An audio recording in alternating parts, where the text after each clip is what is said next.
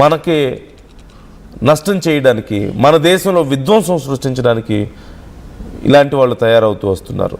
దీనికి సంబంధించి ఇప్పుడు మరింత డీప్గా రీసెర్చ్ చేస్తున్నట్లుగా తెలుస్తుంది. వీళ్ళని విచారిస్తారు. సో వీళ్ళకి అలాగే మిగతా మీడియేటర్స్ ఎవరు మన దేశంలో డైరెక్ట్గా జైషే మొహమ్మద్తో వీళ్ళ కనెక్షన్ ఉన్న నేపథ్యంలో మరి అక్కడి నుంచి ఇక్కడికి ఎలా కమ్యూనికేషన్ అవుతుంది, లెటర్స్ ఎక్కడి నుంచి వస్తున్నాయి, వాళ్ళకి ఈ ఆడియో వీడియో టేప్స్ ఎలా వచ్చాయి, అలా అన్ని రకాలుగా ఇప్పుడు విచారణ చేస్తున్నట్లుగా తెలుస్తుంది. మరింత సమాచారాన్ని కూపి లాగడానికి వీళ్ళ దగ్గర నుంచి డీటెయిల్స్ ఇంకా రావాల్సి ఉంది. సో ఈ అంశానికి సంబంధించి మీ ఒపీనియన్ ఎలా ఉంది కామెంట్ చేయండి. అండ్ ఒక్కసారి ఆ వీడియో నేను మీకు మరింత క్లియర్గా చూపిస్తాను. ఒకసారి ఆ వీడియో చూడండి.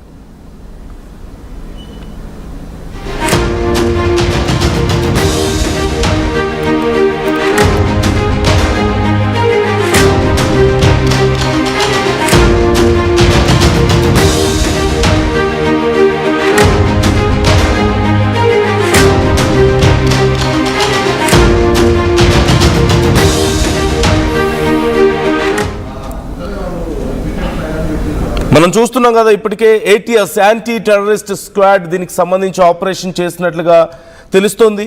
ఈరోజు జరిగినటువంటి ఆపరేషన్ ఇది. పాకిస్తాన్కు చెందినటువంటి నిషేధిత ఉగ్రవాద సంస్థ జైషే మొహమ్మద్తో సంబంధాలు ఉన్నట్లుగా ఆరోపణలతో వీళ్ళని అదుపులోకి తీసుకున్నారు. మొత్తం 5గురిని, వీరిని పాటన్ జిల్లాలో అదుపులోకి తీసుకున్నారు. మొత్తం అరెస్టుల సంఖ్య ఇప్పటికీ 13 మందిని అరెస్ట్ చేసినట్లుగా తెలుస్తోంది. ఈ 5గురే కాకుండా మరొక 7గురిని కూడా ఇప్పటికే అదుపులోకి తీసుకున్నట్లుగా తెలుస్తుంది. ప్రధానంగా వీళ్ళు చేస్తున్నటువంటి పని JEM సిద్ధాంతాన్ని, జైషే మొహమ్మద్ సిద్ధాంతాలని ప్రచారం చేస్తున్నట్లుగా యాంటీ టెర్రరిస్ట్ స్క్వాడ్ ఇప్పుడు చెప్తుంది. పాకిస్తాన్లో హ్యాండ్లర్స్తో వీళ్ళు రెగ్యులర్గా కాంటాక్ట్లో ఉన్నారు, సంప్రదింపులు జరుపుతున్నారంటూ కూడా ఆరోపణలు ఉన్నాయి. మేజర్గా IED బాంబ్స్ తయారు చేయడానికి ఇప్పటికే 8 ట్రయల్ బ్లాస్ట్లు కూడా చేసినట్లుగా తెలుస్తుంది. అంటే 8 సార్లు వీళ్ళు చిన్న చిన్న బాంబ్స్ని తయారు చేసి వాటిని పేల్చి చూశారు. ఇవి బాగా పనిచేస్తున్నాయా లేదా, ఈ మెథడ్ ఎలా వర్క్ అవుతుంది, ఈ ఫార్ములా అనేది వాళ్ళు ట్రయల్స్ కూడా చేసినట్లుగా తెలుస్తుంది. అండ్ ఒకవేళ కనుక ఇవి సక్సెస్ అయితే మన దేశవ్యాప్తంగా మరింత పెద్ద ఎత్తున భయంకరమైన విధ్వంసం సృష్టించడానికి వీళ్ళు ప్లాన్ చేసినట్లుగా తెలుస్తోంది. దేశంలో చాలా ప్రాంతాల్లో పేలుళ్ళు చేయడానికి కుట్ర పన్నారు అంటూ కూడా తెలుస్తోంది. మరికొందరి కోసం కూడా ఇప్పటికే గాలిస్తున్నారు.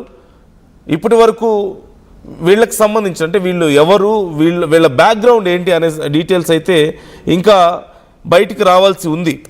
మరోవైపు ATS ఈ విషయంలో చాలా సీరియస్గా డిగ్ చేస్తున్నట్లుగా మనకి కనపడుతోంది. 3 సంవత్సరాల కాలంలో 8 సార్లు వీళ్ళు లాస్ట్ 3 ఇయర్స్గా వీళ్ళు ఈ నెట్వర్క్ని రన్ చేస్తున్నారు అంటూ తెలుస్తుంది. మేజర్గా they are working on time bombs and other explosive materials అంటూ కూడా సమాచారం అందుతుంది.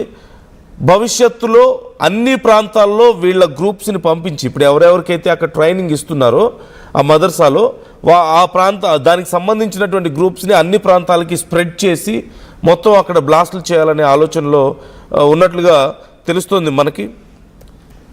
ఈ నేపథ్యంలోనే ఇప్పుడు వీరిని అరెస్ట్ చేశారు. అండ్ వీళ్ళకి సంబంధించిన బ్యాక్గ్రౌండ్ నెట్వర్క్ ఎలా ఉంది అనేది కూడా ఇప్పుడు బయటకు తీస్తుంది ఈ ఆర్గనైజేషన్. యాంటీ టెర్రరిజం స్క్వాడ్ ఇప్పుడు బయటకు తీస్తున్నట్లుగా తెలుస్తోంది. అండ్ వీళ్ళకి సంబంధించిన బ్యాక్గ్రౌండ్కి సంబంధించిన విషయాలు కూడా కొన్ని బయటకు వచ్చాయి ఇప్పటికే. బట్ పూర్తి స్థాయిలో డీటెయిల్స్ రావాల్సి ఉంది. అంటే వీళ్ళు గతంలో బయటపడ్డటువంటి మాడ్యూల్స్ మనం చూసాం. All are them are working as doctors.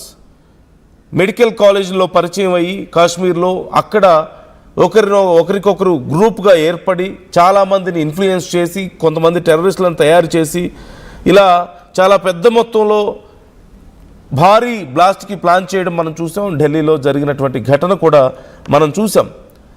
Bilal Abid షేరా, అలాగే మొహమ్మద్ అయూబ్ కడియావాలా, మొహమ్మద్ పలన్పురి అలియాస్ ఖాళీ అయూబ్ సున్సారా, షాఫియా రైస్ ముక్తి, అలాగే మొహమ్మద్ హసన్ కార్డియా, వీళ్ళ పేర్లు మనకి తెలుస్తుంది. ఇప్పటి వరకు మొత్తం 13 మందిని అరెస్ట్ చేసినట్లుగా తెలుస్తుంది. ఇంకా అధికారికంగా వీళ్ళకి సంబంధించిన డీటెయిల్స్ రావాల్సి ఉంది. గుజరాత్లో ఉన్నటువంటి పాటన్ జిల్లా సిద్దిపూర్ తాలూకా పరిసర ప్రాంతాలకు చెందిన వారు వీళ్ళందరూ అంటూ కూడా మనకి సమాచారం అందుతుంది.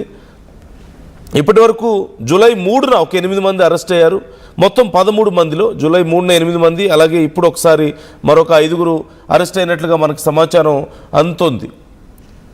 దీనికి సంబంధించి ఇప్పుడు మధ్యలో ఎవరెవరు ఉన్నారు అనేది కూడా డీటెయిల్స్ తెలియాల్సి ఉంది.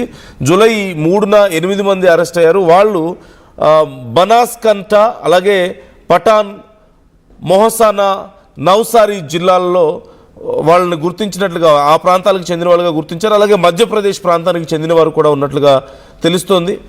వీళ్ళ మెయిన్ టార్గెట్ జేఈఎం కోసం, జైషే మొహమ్మద్ కోసం స్థానికంగా ఒక నెట్వర్క్ ఏర్పాటు చేయడం, అలాగే వాళ్ళ భావజాలాన్ని ప్రచారం చేయడం, కొత్త సభ్యుల్ని రిక్రూట్ చేసుకోవడం, ఐఈడి ప్రయోగాలు చేయడం. ఇంతవరకు వీళ్ళకి సంబంధించినటువంటి డ్యూటీస్, వాళ్ళ వర్క్ అంటూ తెలుస్తోంది.